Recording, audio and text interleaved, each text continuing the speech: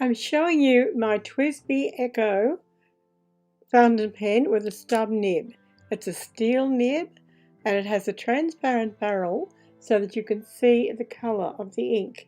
Now I've used the aubergine or eggplant colour, and it's supposed to be a purple according to the information, but it actually to me looks like a royal blue. I had bought a purple ink to go in it, so what I did is I took my purple ink and I added a little bit of blue to the mixture so that I could end up using the same colour ink that I have the pen. I haven't been doing very much YouTube videos because I've been busy doing cozy mysteries. I've had my 78th birthday. I moved into my new unit about 6 months ago, so there's been a lot of setting up to do.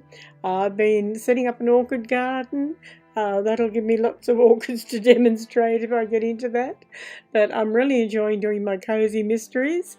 If you would like me to do YouTube, perhaps I could do Inktober. I could do the Inkvent calendars at Christmas time. If you'd like to see those, just drop a comment and let me know. Thanks.